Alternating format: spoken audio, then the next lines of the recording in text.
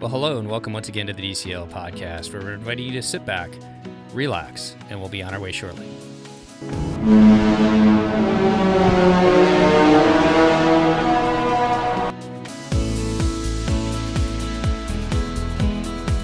Well, welcome back to the DCL podcast, your podcast to help you and your family cruise a little smarter when the ship starts sailing. And I'd like to welcome back to the show our co-host all the way down in Florida. How you doing today, Christy? I am well, Steve. How are you? Not too bad. Hey, are you a Reese's peanut butter fan? Who isn't? Yeah, I mean, it's like the perfect combination, right? Chocolate and peanut butter. It's literally my favorite candy. I'm so curious where you're going with this, but it is literally my favorite candy. Well, I just got a Reese's peanut butter egg, for my kids. We're getting ready for Easter coming up and everything like that. And when I think of the world of Disney, what are two things that kind of mesh together like that for us? Disney Cruise Line and DVC. Exactly. And so I am super excited today. We're bringing on two guests. I know that for our DVC audience, our DVC members of the audience, you've probably heard them on several other different podcasts, but I'd like to welcome to the show today, all the way from the DVC resale market, which is now turned into the world of DVC, which we'll get into at some point. But I'd like to welcome to the show Marissa Valentin. Hey, thanks for having me.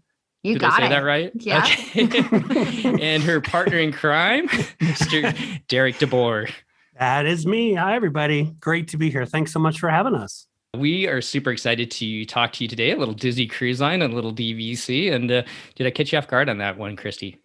Yeah, I was actually just going to comment that I never know where you're going with these random starters, that you don't put those in the notes so that I am prepared for it. And I know how to answer your questions. I thought this whole entire show was about candy. I'm kind of confused now. Okay, never mind. And here's a fun fact, Steve, about the Reese's Peanut Butter Cup eggs. The eggs are not gluten-free, or the trees or any of the little specialty bars, but the regular Reese's Peanut Butter Cups are gluten-free. And the specialty bars are by far the best ones because they always seem to be the freshest ones. They're very I remember them. They're soft and they are better. They are definitely better tasting. I cannot eat them, but they are better tasting. I told you we're going to talk about candy. I told you. I didn't think we'd keep going down that road, but we can keep running with that. We can, Steve. We will. Don't do your weird dad pun stuff, and then we won't have to go down those roads. All right, we're going to skip the dad pun today. But, I was kind of excited. We were texting or messaging back and forth. And Marissa, you said that you guys were on the Wonder, and we'll kind of get into it. I want to talk about your guys' background first. But before we do that, were you on the Wonder in 2015, the two of you? We were. Yeah. Okay. We got to work on all four ships. So we were in 2000, you said 15? Yeah. Yeah. We were both on the cruise team at that time. So we were on all the ships during that time. Okay, well, I'm super excited to talk to you guys about your experience sailing with Disney Cruise Line, working on the cruise team with DVC. But before we jump into that, let's kind of get your backstories, how you got into Disney, and then how you ended up where you are today. I know there's a lot of people from our audience that probably have not heard those from some of the other shows that you guys have done, but I thought it'd be fun to have everybody kind of connect to where you guys are today. And then are you going to connect to why it matters that they were on the Wonder in 2015? Yes, I am. Maybe. Okay. Something to look forward to. There's a chocolate peanut butter connection in there somewhere. I know it. So a little bit about me and my Disney history. I'm originally from Northern California, and I went to school down in Southern California. And my senior year of college, I needed to have some sort of internship. So Disney does the college program, which also counts as an internship. I was a marketing major. So I was like, okay, this is perfect. My whole life, I have danced and performed. So I did theater as a minor in school, and I grew up doing ballet, tap, all that fun stuff. So I thought, okay, perfect. I will go work at Disney. I will do the college program and then perform as well. So I had the best job in the whole world. I got to perform in shows and parades. So Parade of Dreams, Fantasmic, Electrical Parade. And it was like a dream come true. And I was friends with lots of characters along the way. But after I finished college, I decided I needed to pay off school loans super fast. So I applied and auditioned to go perform on the team in Tokyo Disneyland.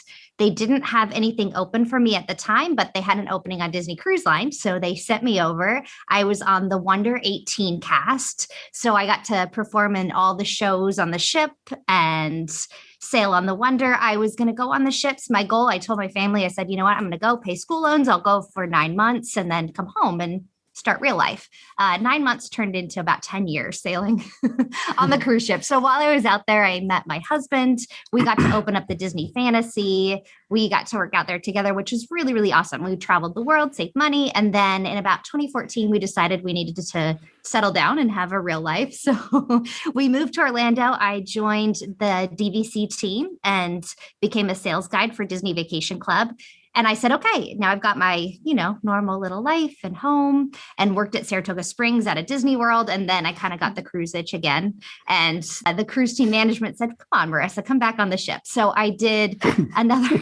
You know your way around the boat. You can jump right on. So I did another about 3 years back out on the cruise team. And that's where I met Derek. And we sailed together. We got to do a lot of the member cruises and special events, had a great time. And then the next phase of my life kicked in, and I had a little beautiful baby boy and decided cruising really did need to stop, at least for the work side of things. Technically, maritime law, they kick you off at 6 months pregnant. So that's what happened to me. And I went and said, okay, I need kind of a change of pace. So I joined the DVC resale market team. It gave me a little bit of change in scheduling and allowed me to be mom and work and do all that fun stuff. So I've been here ever since, and really love being able to come full circle to be able to help members that I used to help people buy Disney Vacation Club. And now I can help on both sides with the buying and selling. So it's really a fantastic role. We're a really, really cool cast here at DVC Resale Market because we're all former DVC cast members. So it really does feel like we're still kind of in that realm and world of Disney. So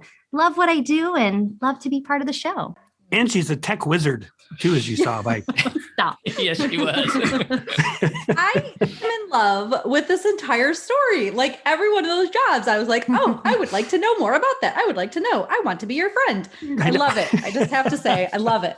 Awesome. Thanks. All right, So Derek, this could be a tough act to follow. So good luck. I know. I'm trying to think which path where I want to go back to talking about candy, I think, especially after her crazy bio. No, so I've actually been just a lifelong Disney World fan my whole entire life. So my wife and I actually got married there at the Wedding Pavilion, one of the first 100 people to get married at the Wedding Pavilion in 1996. So coming up this May will be our big 25th anniversary of me and my high school sweetheart. So I knew it that I had Disney in my blood. I just was born and raised right outside Chicago, Illinois, in a town called Munster, Indiana. So I'm like, well, how if I got Disney in my blood and I want to work for Disney, how the heck am I going to do it in Chicago or let alone in Northwest Indiana? And I found out that Disney World had actually a marketing office. Disney World and Disney Cruise Line had a marketing and sales office in downtown Chicago. So I went after an opening when they had an opening of a job like a pit bull. And I just refused to say no. The first time I didn't get it because they hired somebody else, but they said, we want you here. And then I wound up getting the job. And it was the greatest thing on the planet, being able to promote Disney World and do it from Chicago. So work with all the media partners. So whenever you see big media events going on at Walt Disney World, radio stations broadcasting, TV shows doing specials on the cruise ship and all that stuff, all of that promotion kind of came out of our office. And I became a member in around 1999. And then I realized and stuff that Disney Vacation Club was going to, around 2006, 2007, open up a preview center outside Chicago, Illinois, in a huge mall, one of the biggest in the Midwest, called Woodfield Mall. And a preview center is basically a place where they said, you know what, I got an idea.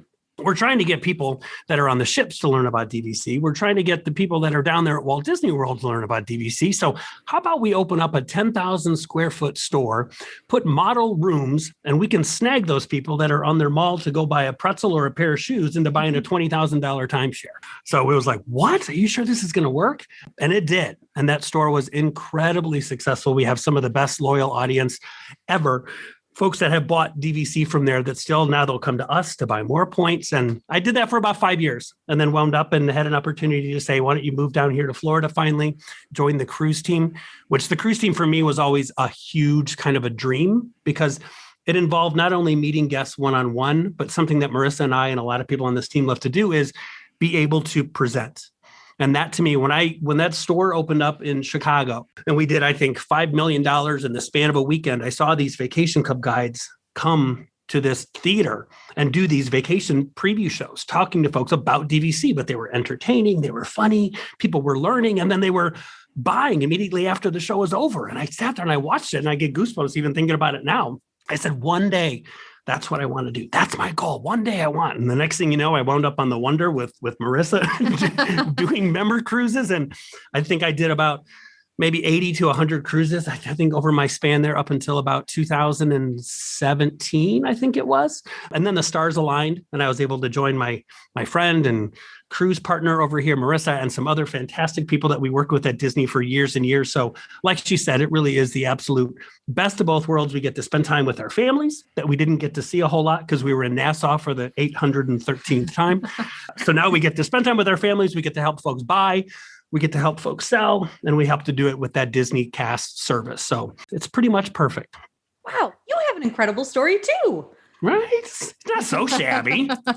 And I have two beautiful kids too. So I do have two boys, but mine are a lot older. They're 16 and 12. But she's not lying when she said her son is adorable. He's super cute. So just two amazing pathways to get to where you guys are today. And I was super excited. And I guess I'll tell you why I asked about the Wonder. I was super excited when you reached out and talked about that, because I think, Christy, make sure I'm not saying this wrong, but you bought your initial points on a cruise, and I bought my initial points. Our family bought our initial points on the Wonder back in 2015, and to find out that you guys were on that at that time is pretty exciting. See, full circle. Full circle. See? There we go. See? Everybody's been waiting with bated breath, but Yeah. yes, So- I did buy my points on the Fantasy, maybe? Yeah. In 2018, Okay. Nice. Christy, you remember at Copper Creek. Copper Creek, and we bought initially at Alani. Our family's been going to Ko'olina since before they actually built Alani. So our kids were swimming out in those little coves and everything like that. We watched it get built. We actually got to stay there the first 6 months it was built. So they were still building the DVC portion. I think it's the Ava Tower over there. Just an amazing resort. And when we got on board the Wonder in 2015 and started talking to the guides and everything like that, we just we knew that it was time to do that, because it was just kind of a special place for our family. But I was really excited that you guys offered to come on too, because I think that something that all of our listeners who sail with Disney Cruise Line, they see you guys, the cruise teams out there working every day out there on is it deck 4? Am I saying that right? And deck 4 midship. Deck 4 midship and deck 2. Deck 2 is where you come down behind the magical blue door. Yeah, and you're like, cabins that are turned into offices. Am I going to get attacked down here? Like, what is happening? Where are you taking us? I remember that, which is kind of funny, is I remember when I first saw a cruise presentation. And it's one of those things where Disney will give you kind of an outline of this is how much time you have. And Marissa can tell you too, the ships are, they've got towel folding coming up. So you've got to wrap up your stuff on time, get out. But you have a little bit of kind of leniency in, how you want to position different things. And it's so funny when you mentioned that about where am I going for this appointment? I would watch some of these other presentations and these vacation guides would just say, okay, so go grab a time on the board and then we're going to meet and talk with you. And I was like, there's got to be a way that we can fluff it up, because if I was a guest on a ship, right, and I showed up for my appointment at 4:30, and then a stranger all of a sudden started walking me down 2 flights of stairs down to deck 2, you're thinking, where am I going? So do your fluff it up spiel. I can't even remember my fluff it up spiel. Oh, it's been so long. But yes, I think I called them magical blue doors where there's really customized fun offices. And we've got, big giant flat screen TVs where you could see the monthly numbers in a casual, fun environment and blah, blah, blah. It was just a way to come. But you could see then people did come down and they weren't so. And they were excited to see the blue door. They were excited to say that. They really would say that. Yeah, They'd be for like, sure. oh, he wasn't lying. That is the blue door. There really is one down there. Which is always followed by, as soon as they walk in, and then they'll meet you and say, oh my God, it's so nice to see you. Thanks for coming out. And they're like, do you sleep in here? It's always the number one question. Do you sleep in this office? And no. Where did you guys sleep though?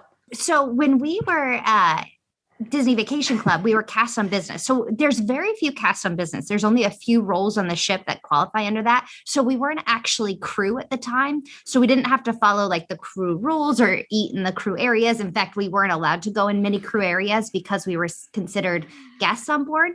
So we actually had cabins right next to internal cabins right next to where our offices were. So but we got solo cabins by ourselves. So it was like a little vacation. Yeah.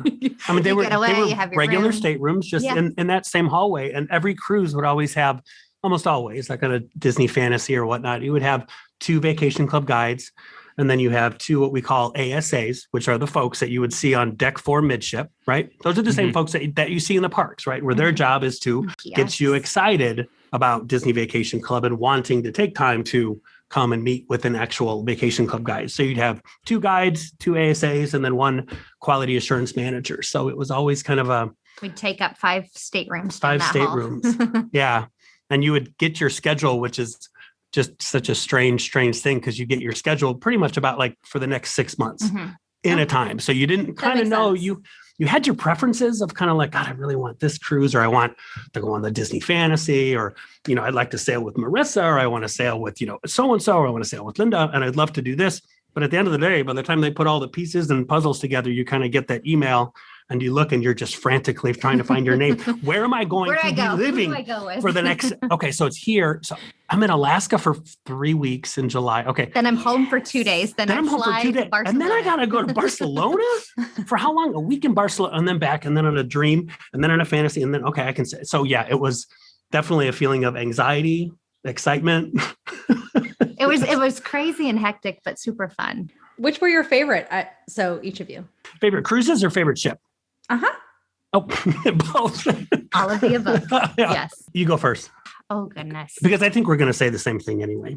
The first ship I ever cruised on was the Wonder. So it has I feel like your first always has a little piece of your heart. So the Wonder has a piece of my heart, but the Fantasy is probably my favorite ship. I just love her. I think every thing they did on there was so beautiful. So for ship wise, the Fantasy does pull a little bit ahead. And then for destinations, I loved Alaska. Caribbean, I think you go so often where you get just a little bit burnout, but my husband and I accidentally, when we were crew members, got put on the Disney Magic for about 2 months on accident. They had double booked us in the position that we were in, so we couldn't work. And we were stuck in the bed for 2 months, and they paid us like a very small base salary, but we literally were on vacation for 2 months in the med, and we took full advantage of it. And we were because they didn't have room, they put us up in a guest cabin up on deck 7. So we were like, let's just take full. And we were recently newlyweds. They not just send you back home. I don't know if the logistics, because then they needed us to take over at another point. So they were like, just stay. Don't ask that question, Christy. Don't ask the question if you don't want the answer. Yeah. Right. So that was a pretty cool experience. What other job do you have where they're like, listen, we apologize. We're going to have to send you to Europe for 2 months, all expense paid. So we apologize. But you didn't know, right? When you got there? No, we got there and then the other couple who was supposed to be doing our role was supposed to sign off, and they were like, no, look at our schedule. We don't sign off for another 6 weeks. And so where do we go? Well, we're here. And they were like, enjoy. So cool. It was really cool. So that sticks out as kind of a favorite destination, because we really did truly enjoy it. So how about you, Derek? Ship-wise, the Fantasy, for sure. You always kind of remember your first ship, which I think a lot of us, when we did first start, I mean, her job starting was different. When I was came on to being a vacation club guide and doing the presentations, they pretty much always start you on the Dream, right? So you're just going to do a 3-night cruise basically by yourself, just so you can do the show, get comfortable with the process and how everything works. And then a partner will come on and you'll do the 4-night and do that. So you always have good memories of being on the Dream. But once you kind of, I guess, proven yourself in a way, you hands down realize that the Fantasy is the ship that you want to be on, just because A, it's a flat out gorgeous, beautiful ship, but B, also for a sales perspective, it's a 7-night cruise.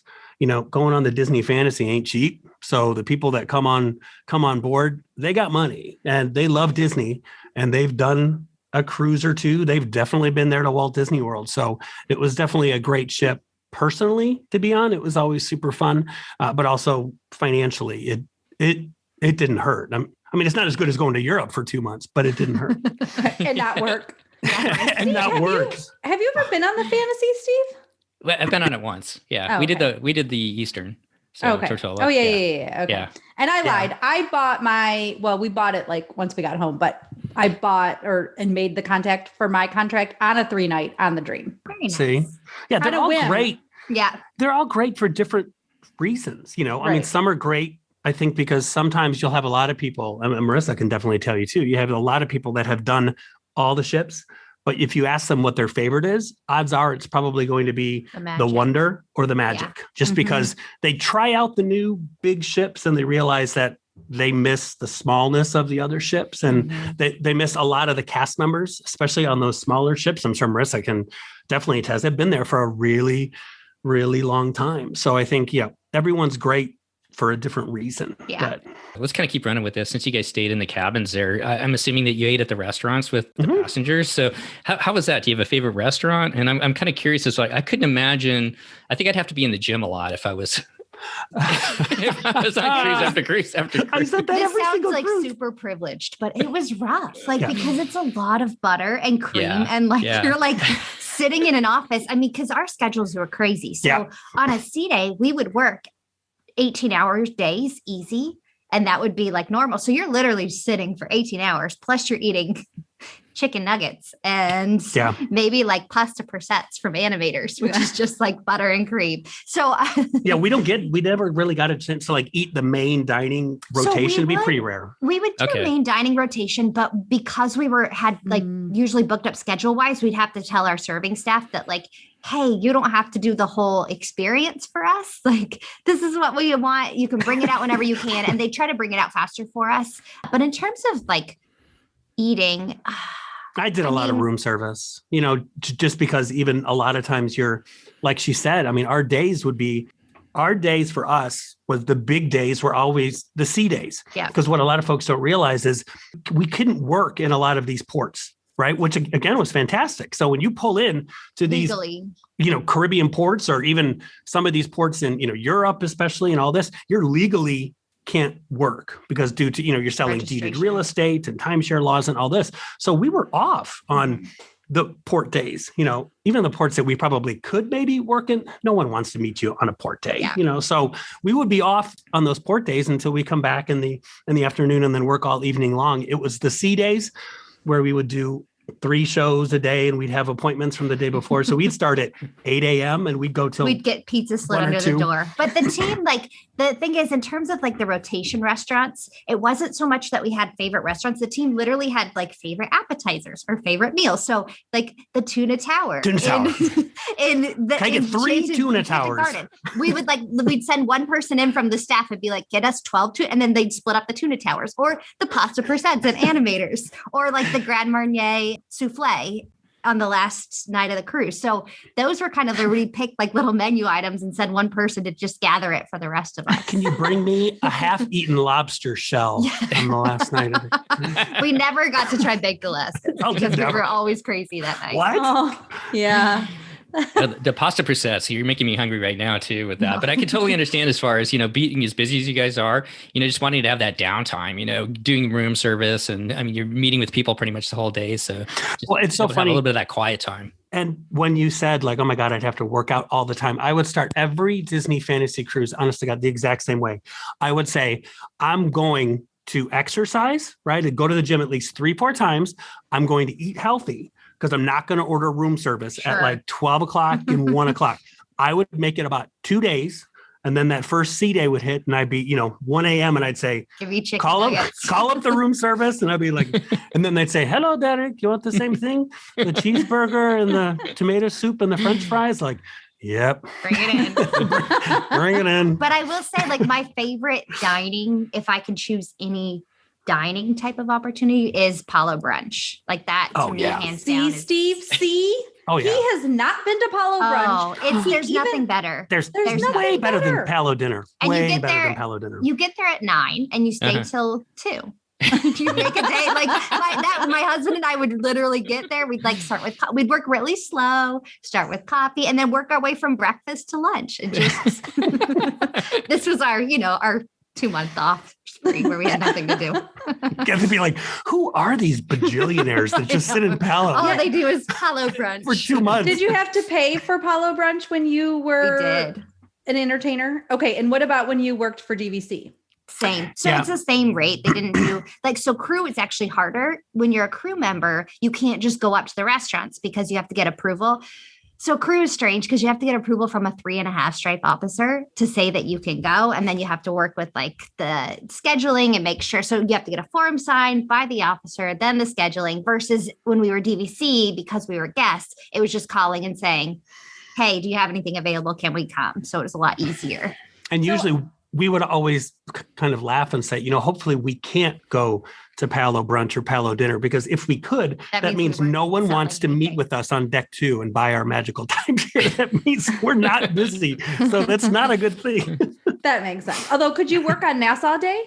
I don't remember. I think Nassau. we could. Yeah, because it's you right. There's something. That's what is the word, Steve? Registered. We were registered in registered. Yeah. Okay. That's the word I'm looking for. Because the ship was registered, you could actually sell because you're in Right. the. Gotcha. Okay. Marissa could have sold in Nassau, but she loved getting off and getting her hair braided, so she was never available. We don't believe you. Okay, I have more questions in the nosy category that I have just, so you're working for DVC. And if you don't want this on the record, we can cut it off. But anyways, go ahead. Yeah, just let us Now your audience is like, you better. Dun, dun, dun. So you're working for DVC.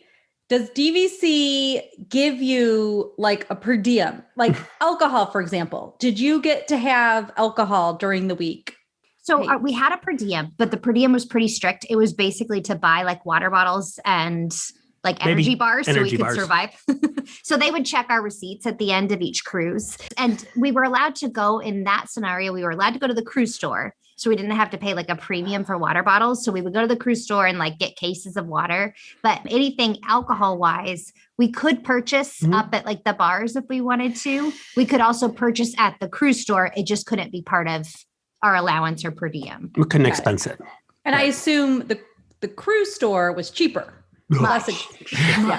That's why I said it's cheaper than real life. It was if I ever take a cruise, I'm going to find the first DVC person there and say, listen, here's my list. Get this from the store for me. Get this from the store for me. Yeah. So it was a lot cheaper. And so you'd obviously have your, things that you could expense and whatnot, even food wise. But I think I've heard that even changed. I think and now it's just water. Now it's just water. Like that's it. But then there's, again, it's all the food you want. So it's, there's going to be something somewhere. Okay. So more about the cruise store. What else is sold there? Tell us. Give us the insight. Sometimes merchandise. Yeah. Yeah. Sometimes they have like. I only saw beer. That's all I saw. That was the only aisle you went down.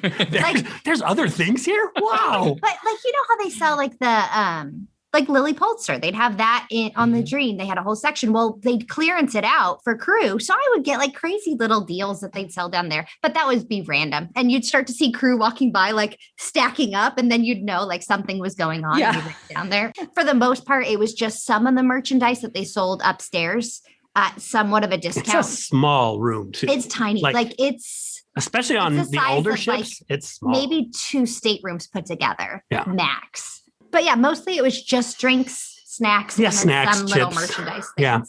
How about the food down there? Did you guys were you able to eat at the crew mess at all? I mean, obviously you did, Marissa, when you were part of the crew, but were you able to eat down there too? Or no, they wouldn't let us down. We would only have an ID that would show for just the cruise store if we were anywhere else downstairs, because they don't want guests fraternizing with crew. And so because we were technically, although we were like this weird in between, they didn't want us to be down where the crew were. So we weren't allowed to go to like, even if we had friends on board, we weren't allowed to go to their cabins or go down, walk the hallways or go to any of the crew bar or dining areas. Crew nightclub. All that stuff, yeah. I'll leave the cruise store for a moment, or at least for now. Although I'm so fascinated by all of that. But they got Pop-Tarts there. Yeah, they do. Well, there you go. And probably Steve, some chocolate and peanut butter candy, I bet too. What about internet? Did you have a limit to your internet usage? So as crew, I'm going way back in the day. You'd have like Wi-Fi cards and you'd buy Wi-Fi and it didn't work and it was a mess. And then they had crew login for internet. But as cast on business, we didn't get the crew login for internet. So we'd have to pay the normal guest rates for like the internet packages. But we had internet on our computers. In the offices. So if we had to check like personal email for like things like that, you could, but it was frowned upon to actually like sit and browse or use up a lot of the bandwidth. Did DVC give you like credit or so many megabytes or anything that you got? It is one of those things that it made me crazy because I would look and I'd pay that bill at the end of the cruise on a 7-night cruise. And what would happen though is we started to get kind of savvy and realize and say, okay, so we're going to sign in at this time and on this date. And I would tell my wife and kids, and I'd say, listen, I'm only using it for texting. Like, that's it. Like nothing else. Don't do it. Because if you use it and I think texting is like the airlines, they now have like the free texting. I don't know. I haven't been on a ship in a while, but they might have gone that route. But before the iMessaging, if you just did iMessaging, you could get away with using very little. You could get very little. But then you jump on Instagram or Facebook, and then or $100 later, you get your bill. Or my son, who was 8 at the time, said, Daddy, I miss you. And then he sent me 10 pictures of, look at Owen's big toe. Isn't it gross? And I literally went, you just ate up my whole megabyte plan I was going to have for the whole weekend, 10 pictures of my son's toe. So yeah, it was one of those where you would watch that little wheel. I'm not even sure if they have it, and you get it and you're like, okay, so I'm good. It's Wednesday. I got to make it till Saturday morning. So I think I'm good as long as, and then all of a sudden one weird thing will happen and you wind up going up to the internet desk, which is right next to our DVC friends on deck 4. And you're like, hey, so-and-so, is there any way, God, have you lost weight? You look fantastic. Is there any way you could hook this up? And they're like, nope. You're like, oh. Did the DVC get the free 50 megabytes the first day? Oh, God, yes. That was, snag those first 50. Always. Gotta get the first 50. Yeah. When you get to some ports, like, even going into like St. Thomas, then you're like, I can get my LTE. Or if you're in Alaska was great too. So let's keep running with the ports. Do you have a couple ports that you guys really, I mean, obviously, so I'm an airline pilot. Oh, wow. So kind of similar to being, awesome. Like going around the Caribbean, you go to the same cities over and over and over again. And so you have your favorites, and for different reasons. At first it's exciting to go to like San Diego and see all the different things. And then you realize that there's this great Mexican restaurant. You just end up going there all the time. Sounds just like our life. Do you guys have like a couple favorite ports that you love to go back to, over and over again when you're sailing around the Caribbean? Maybe. I feel like Alaska ports are the most fun to keep going back to, because there's just so many cool activities and breweries and food and like Skagway. Yeah. Like for me, like when I did my first Alaskan cruise, and it's one of those that when you would do an Alaskan cruise and get a schedule, because Disney would basically pay, because think about it. So DVC literally pays for 5 staterooms on 4 ships, 365 days a year, right? They're paying, and they're not getting some great Disney rate per se. I mean, they're coughing up some good amount of change that then you throw in the summertime cruises to where they have to fly those people to Vancouver, right? You have to, and then get a hotel the night before, or you're flying to Copenhagen, or you're flying them to Barcelona and getting hotel rooms. That I remember the first time when I saw my schedule and said, oh my God, I'm actually going to like Alaska. Like, again, that's like, for me, I was like, wait a second, I have a job where they're going to pay me to like fly to Alaska. Like, I'm just this kid from Northwest Indiana, and I'm like going to Alaska. And I saw Vancouver for the first time. And I think that was one of those things where I went, oh my God, like that city was just, and that was fun to stay in the night before. Like Vancouver is a really cool city to have to like 2 or 3 times a year to go and stay the night, enjoy the whole city. But I feel like Alaska, like you could go rock climbing one day, or you can go on a helicopter tour, or you can go bear watching or ride scooters. So there's just like, I think when you get so cooped up on the ships for so long, you kind of crave like that kind of outdoor activities. And Alaska had so much of that. So I think that was one of the repeats that you wouldn't ever get tired. And they were different. I mean, that's why like we really did get excited when summertime started, because it wasn't, and I know it sounds horrendous, and I always think about whenever I say things like this, you're like, oh, I don't want to go back to Grand Cayman again, right? Or I don't want to go back to Cozumel, or you sound horrible. And you realize, like, I look back and say, I've had so many days to where you are, like you said, Steve, you're so tired, maybe from working so late the night before, that you get to Cozumel, for example, and you're like, I don't want to get off the boat. Like, I just want to just sit in my stateroom and watch those Disney movies for the 800th time that are on the on-demand TV, and just leave the lights off. And I don't want to have to talk to anybody. So you get the summertime to where you're like, we get to do stuff. And oh my God, Marissa, let's go rent bikes and drive to a cemetery in Skagway, or let's go to Europe and we'll be able to do these crazy excursions. It was something different than a beautiful Caribbean beach. Yeah. Which again, I sound like a jerk, but no, not at all. Not at all. I mean, I think that like all of us that travel, especially people in business too, not just, people like myself that fly, but, people in business, when you go to the same cities over and over and over again, eventually you kind of get that, it's exciting at first, but eventually sometimes you just want to chill out. Did you guys ever get to go to Hawaii? did you do any of the one-off cruises like down through Panama Canal, transatlantic, or anything like that? No, the years we were on the cruise team, I left right before they did the next round of Hawaii, and I came on the cruise team right before. Okay. And my position with Disney before I was DVC, I was never in a role where it made sense for me to be on the Hawaii cruises. So unfortunately, I never got to I've been to Hawaii, but never got to cruise out there. Okay. I did not, just because I remember when I started is when they were doing that kind of second round, and I remember them. But the people that did it, you had to have your Hawaiian real estate You license. did, yeah. I think it So was. out there. Which is one of the most like notoriously It's difficult, like one of the hardest things to get your license. hardest things to get your license on. And I was like, you know what? Because they have different type of, so you have to get traditional real estate license to sell DVC, but Hawaii has a weird, because they have all different types of like deeding laws, and it goes back into like the history and the culture of the Hawaiian culture. So it's very different. So people would be like, that's not real estate. I don't even know what language I was working in. I'll be like, you know what? I'll just take a pass. I'll just go back to Cozumel. That's way too much work for me. I'll just take a nap that day. Yeah. I'll just take a nap that day. I don't want to go to school again. Don't make me go. I'm totally Kristen. thinking of all the law school, though, real estate, like, Shelley's rule. And I don't know if you had to learn any of that, but no interest is good unless it must vest. But then, the rule of perpetuities. Anyway, Yeah. Well, yeah. my head And just it's- went all to those places. Yeah. And when I think about when I did it, because of course you're taking the regular real estate class and you realize that only like a There's centimeter like of one it paragraph is that applies related to anything timeshare. that we Like do. that's it. The rest of it is like, what? I don't think we're going to have an eminent domain problem selling on the ship, but okay. No. Guess I need to know it. Yeah, just don't let somebody use your property for too many years without doing something See, about you it. got it. There we go. So I got a bunch of fun questions for you if you guys want to go through those. Wait. I'm not ready for those yet. You're not ready for the fun questions yet? Mm-mm. Okay. No, you can go there in a second. All right. So when there was a itinerary that you really wanted to go to Mhm. or that was new, were you allowed to bring a guest occasionally, like that could stay in your room? So for crew, if you're officer level and you have space in your room, you can bring somebody on. This was crazy. So you could bring somebody on for $30 a night, which was awesome. And then you could upgrade them to a guest cabin, which was like $60 a night if they had space available. But you'd have to commit to have them in your room first, wait till you check in on board, and then wait till about like 8:00 that night. And if they had a guest cabin, your guests could go stay in that room. So I remember I got to do that a few times with my parents, which was awesome.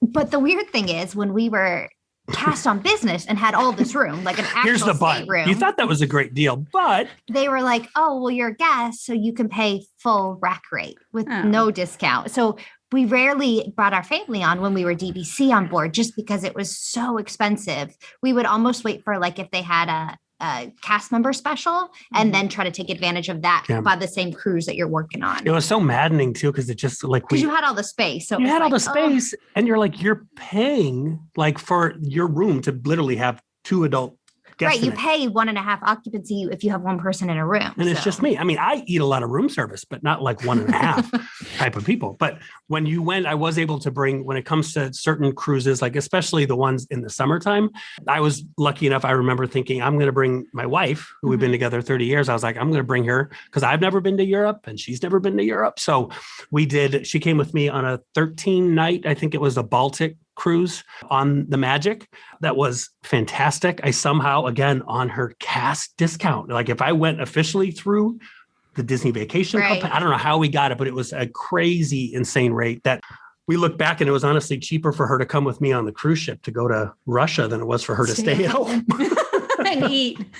Stay home and eat. I know when I first started cruise team, because my husband and I had worked out on the ships together for years. So when I first started cruise team, he was like, all right, I'm good. I'm done. Like, don't ask me to come and sail with you. And then he got bored because I was going out for a couple weeks every month. So he was like, I'm going to do a fill-in for 2 months. So we were actually on the Fantasy together for 3 weeks doing totally different roles, but That's he decided fun. he was able to work his schedule to come and cruise with me. But that was the only time he's like, now I don't think I could convince him to go on a cruise for a very long time. She was trying to convince people to buy timeshare. He was trying to convince, don't spend your money with my wife, spend it with me and this diamond stores that are. He did like the shopping guide role. Got and so he would be like, your guest who was supposed to buy this from me said she's going to buy DVC. And I was like, I'm so sorry. I'll buy you dinner tonight. We actually had a guest on that came on, and he had a couple friends that worked for DCL when he was right out of college.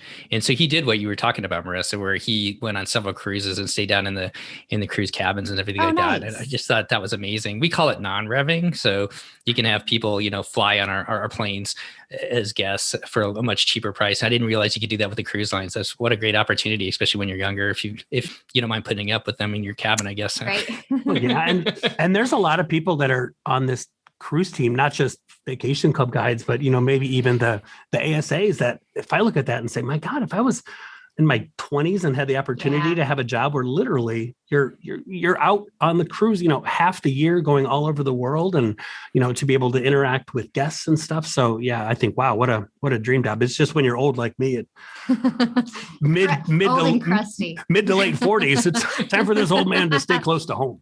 For me, it was always the thing that I loved the most, was when you're with your team, and you meet and you head out to the port. And you usually get there about 11, and then you have a kind of a pre-team meeting, because the first thing you do on every cruise, no matter what it is that DVC member celebration. So you have a celebration for members where you talk about what's new, and you kind of kickstart the cruise, and all of that. I would love just that first night just with the team. And I would always make it a priority and say, listen, we got 3 things. We got to be successful, we're going to have fun, and we're not going to have any drama. Because I don't care if you got 2 of those 3, something's not right. You don't want to have nothing but fun, and we made no money. So you want to mix it up. And I always thought, I'd always make a point of saying, please come on the first night of the cruise. Let's just go sit in the back and let's go watch Match Your Mate. Because for us, it's like you get so tired of having a TV on in your room that at least that was kind of our entertainment, was just being able to watch Match Your Mate on the first night of a cruise. I love Match Your Mate. I don't care how many times I miss that show. I do. I loved it so much. You probably find it on YouTube. There you go. I think I did search for it one time. I think I did. I was like, I remember that cruise person. I remember that. Yeah. All right, Steve, what are your questions? I do have one before we go into some of the fun questions. And I know this is not really on the DVC resale side, but more just, buying on the ship. One of the things Chad asked me a long time ago was, is there an advantage to buying DVC on board the ships? Is there anything that you guys can think of? Is there an advantage for somebody if they're sailing to buy DVC on board? So there used to be. So they used to, if you talk like back in the day, and I think there's kind of that rumor held true for many years after it wasn't true, was like buying on the ship, you get way better promotions. Legally, they had to keep it all the same. And that was like a compliance and marketing thing where they said, no, we can't get away with saying it's different on the ships. We can't change it. So they have made that for compliance purposes all the same. So if they offer a promotion on land, it's the same promotion that they're offering in Aulani. It's the same promotion they're offering on the ships. The one caveat to that is going to be member cruise. Member cruise, they typically do have some pretty awesome deals. Yeah. And it's just basically framed up a little differently, right? So if I was going to buy on land and get a $500 Disney gift card, on the ship, we'd frame it up. It's a $500 stateroom credit. Right? And sometimes they'll play around with that. So it might be different, but you could always, usually with the like stateroom credit, it could always be turned to go back into like some sort of discount off purchase. So it somehow would always have to equate to whatever they're offering at Saratoga Springs. That's how it is now. Because way back when that ship started, used to be that way. Back when that place was like the Wild West. Those rumors were. It was People say you should buy on a cruise. Yeah, there was a time. It really was. It was like, if you buy on a cruise, we'll give you 2 cruises, and what kind of car do you drive? At one point, they were like paying people. So, but like it's still obviously it turned out to work, but like they were paying people their deposit back. Really? So yeah, people were buying DVC and then walking away with like $1,000 on board credit, but like, and nothing down. And so they were like, I remember hearing those stories, because it pretty much seemed to change when we got on. It was like, hey, whatever happened to all that? And they tell stories like, oh yeah, this guy on a 3-night cruise sold 8.9 billion points. And you're like, what?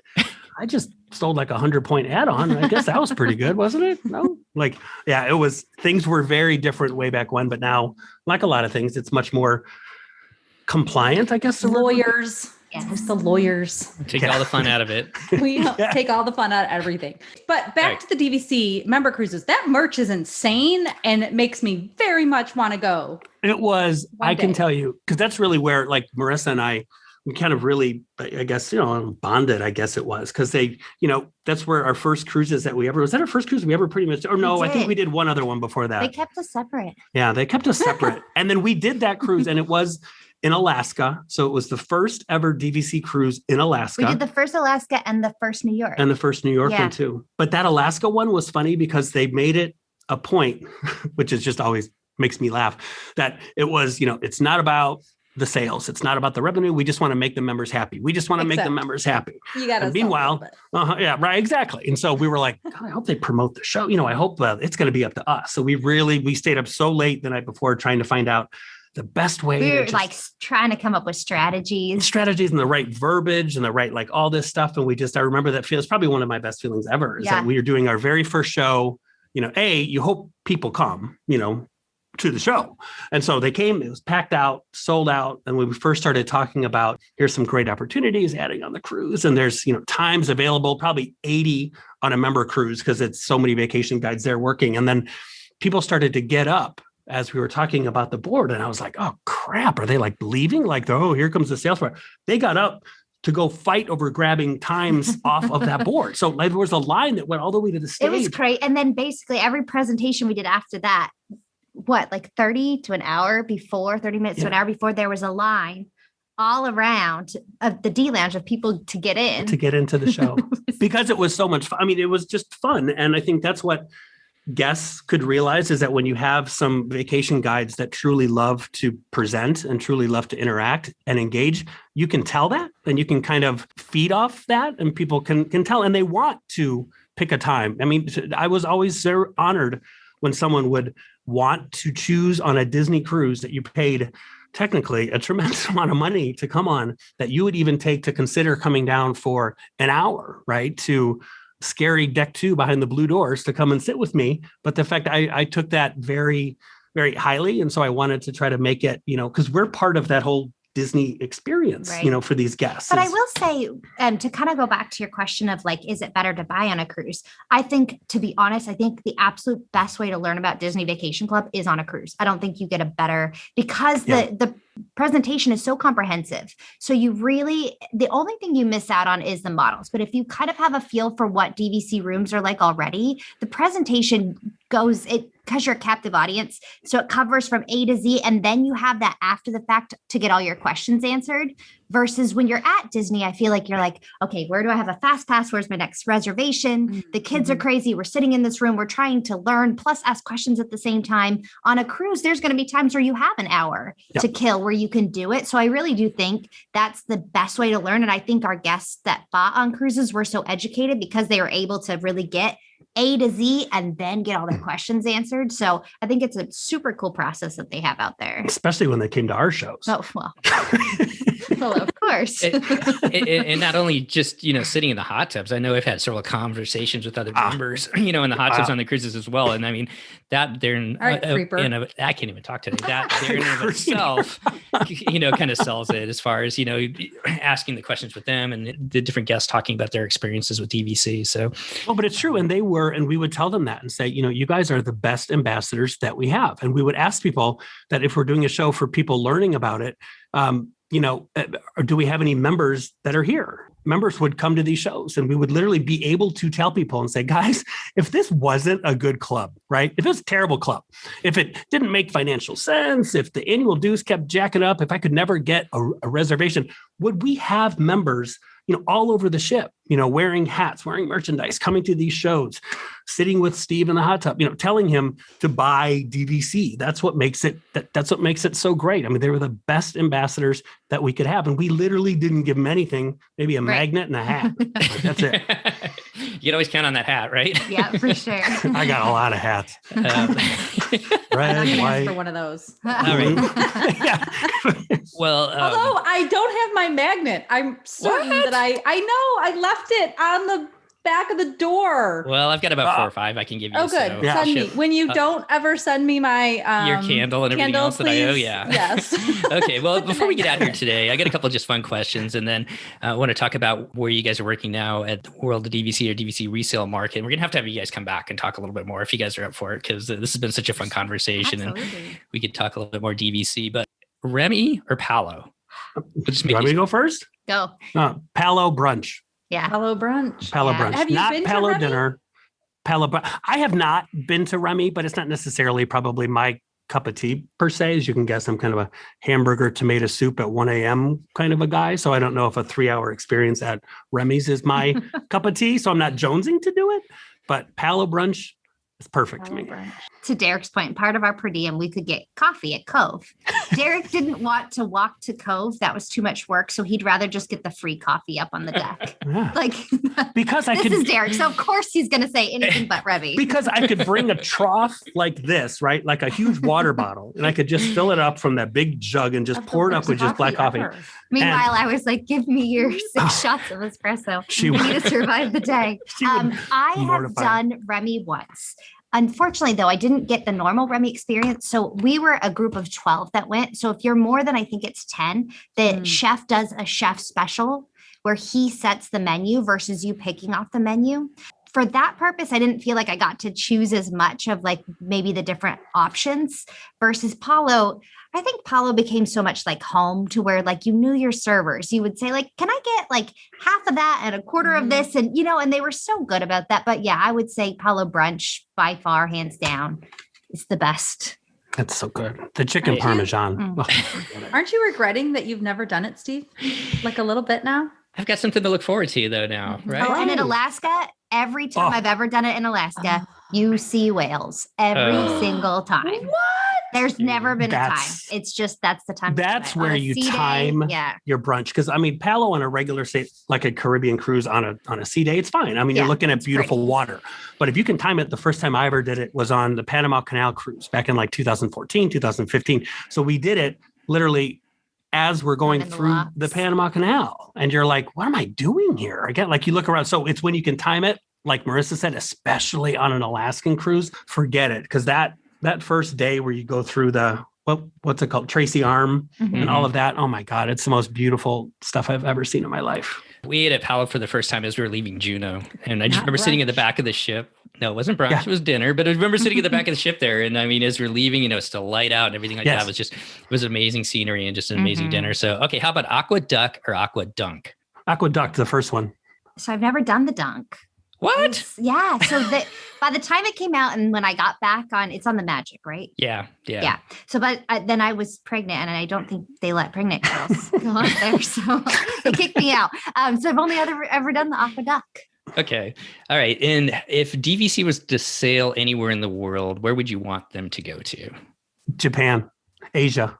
Mm-hmm. Asia. I would love to do like an Asian cruise, which I'm sure they probably looked at it or talked about it at some point. I can't imagine that they haven't, but that to me would be the best of both worlds. Cause that's why I love doing the Europeans ones so much, just because you're able to, and that's what the guest loved about it too, on like a 10, 14 night cruise, See all you can different go things. see all the stuff, but then you come back to your little bubble, right? You're coming back to your Disney servers and your own stateroom. You're not driving on wrong sides of the road and Yeah. going where you're not sure you're going. So you can do all that fun stuff during the day.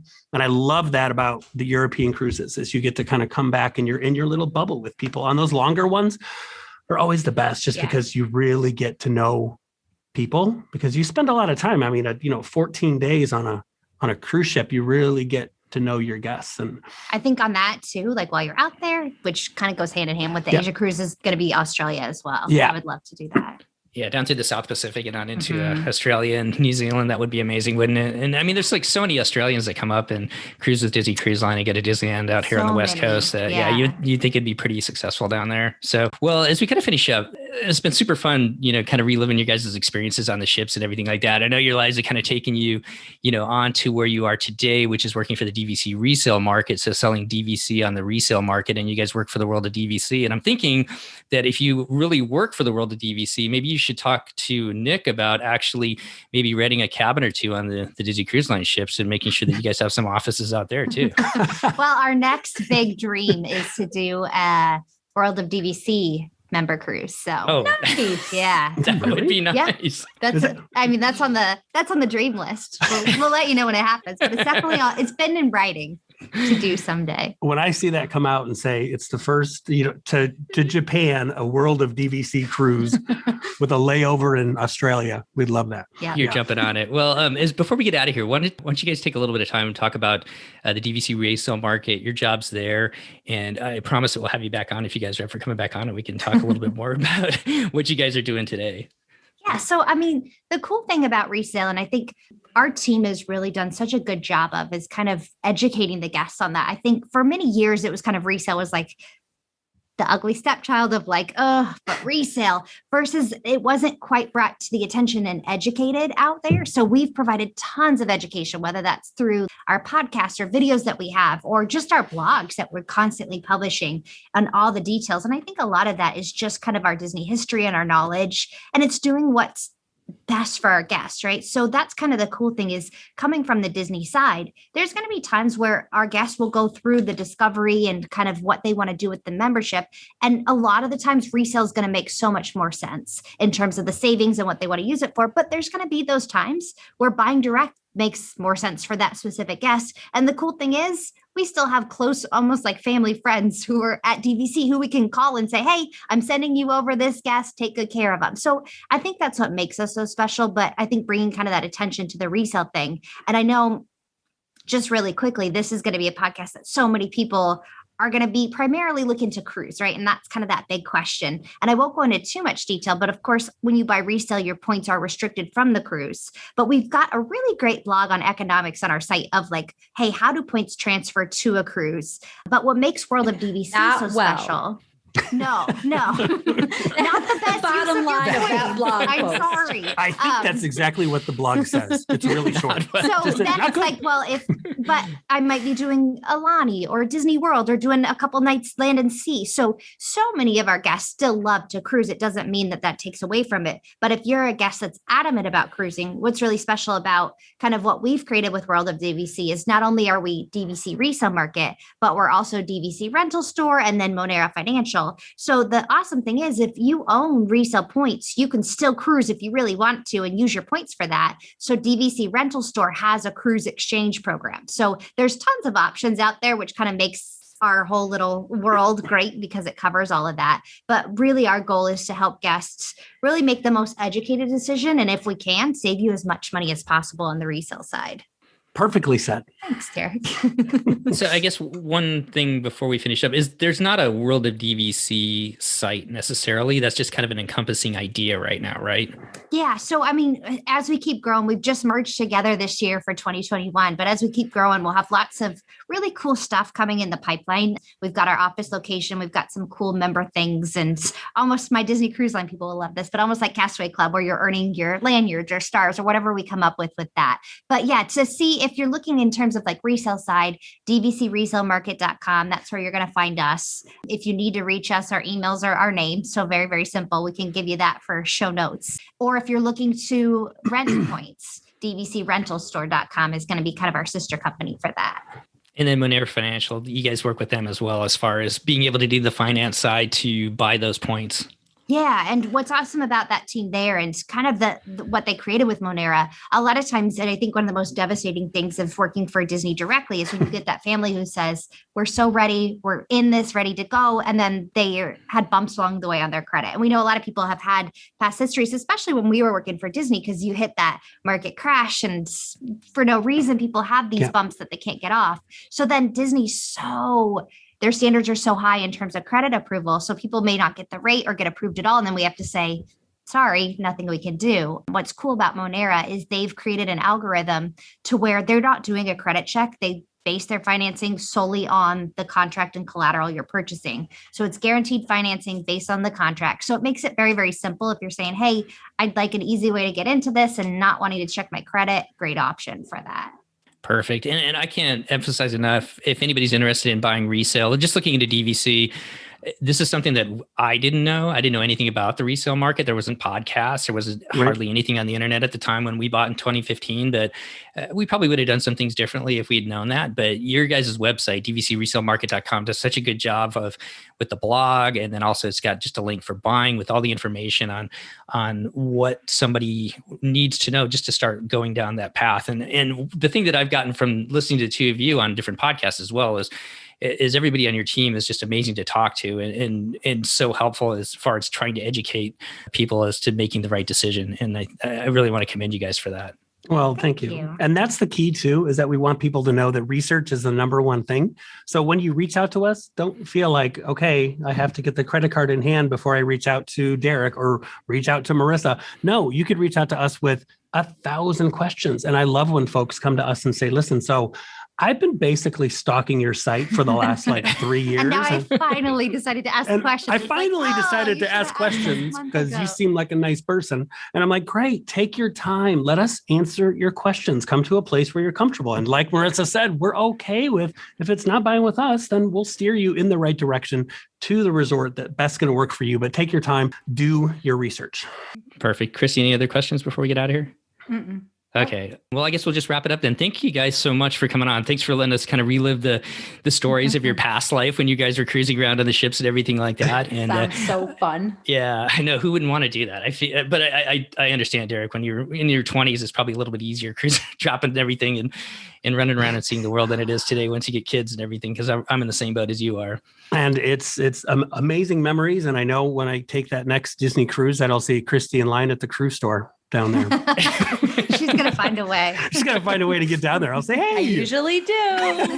I know you. So as we get out of here, Marissa, Derek, if you could just give everybody, the way to contact you, and I'll make sure I put them in the notes, put them in the show notes as well. Yeah. So our website, again, dvcresalemarket.com. If you want to reach out to me, it's Marissa, Marissa at dvcresalemarket.com. So really, really easy. And Derek is... You don't know how to spell my name? No, I'm just giving you a chance. Oh, sorry. Yeah, letting them hear your voice. DEREK at dvcresalemarket.com. As you can fire me off an email with any questions you have. And let us know that you heard us on the show. Because we'd love to be able then to go back and ask us random cruise questions. We'll fill in the blanks on this. Yes. And if you guys are up for it, we'd love to have you back and talk a little bit more DVC resale. And I've got a lot of questions about the Disney Wish too, kind of what your thoughts are about her and what do you think about Cinderella being in the lobby there as the statue and not the Hatbox Ghost? But we'll, kind of go from. Yes, we're happy to talk more cruise stuff too. So we don't, believe me, this was awesome for us. We got like goosebumps and many memories came back many times. It was great. Awesome. Well, we look forward to bringing you back sometime soon, and all the best to you guys down there in Florida at the World of DVC, the dvcresalemarket.com. And I encourage everybody to go and direct your questions to Derek or Marissa. And thanks again for coming on, guys. And we'll look forward to talking to you soon. Thanks a lot. Have a great one. Well, that's going to wrap up our show today. Once again, I really want to thank Marissa and Derek for coming on and sharing their experiences as they sailed as part of the cruise team with DVC back in the day on board Disney Cruise Line. I've always wondered what it was like to work on a ship, so it was fun to hear all of their different stories as they sailed all over the world on board the beautiful Disney Cruise Line ships. If you have any questions for them, I will have their contacts once again in the show notes. Of course, you can always go over to dvcresalemarket.com and find out all the information about buying DVC points to the resale market. They've just got a plethora of information on their website, and if they don't address it through the website, as you can tell, Derek and Marissa are just amazing. All the members over there are easy to work with, and I just encourage you to reach out to them with any questions you have before you purchase those points on the resale market. So once again, thanks to Marissa and Derek, and we will have them back on in the future, and we'll be talking a little bit more DVC and then obviously probably some DCL with them as well. If you would like to support our show, you can do so via our Patreon program. You can go to patreon.com/DCL podcast and find out all the information there. We thank each and every one of our Patreon supporters who help bring this show to you each and every week. Well, the summer 2022 Disney Cruise Line sale dates are out. I hope that each and every one of you are looking to book and sail with Disney Cruise Line in the summer of 2022. We're able to find the cruise that you wanted, whether it's heading to Europe, up to Alaska on the beautiful Disney Wonder, or heading around the Caribbean or Bahamas. And if you're looking for a travel agent, if you need somebody to help you kind of decide which cruise is best for you and your family, or just need somebody to kind of walk you through the process the first time, you can reach out to Christy over at packyourpixiedust.com. She's been on many of the different cruises that Disney Cruise Line sails. Matter of fact, I think most of them, it seems like, just about. And so just a wealth of information and just super easy to work with. So once again, reach out to Christy over at packyourpixiedust.com if you're looking for a travel agent to help you and your family find that perfect sailing. Well, between now and our next show, if you are heading out on spring break, whether it's out on vacation or just kind of a staycation around the place, on behalf of myself, Steve, Christy, and Chris, all of us here at the DCL Podcast, we'd like to wish you all the best out there. Be well, take care of each other, have fun with each other if you're heading out on spring break, and we'll see you next time on the DCL Podcast.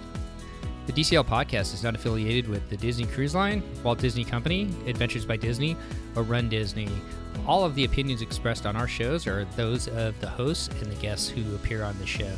If you have any questions about any of these products, please contact the Walt Disney Company.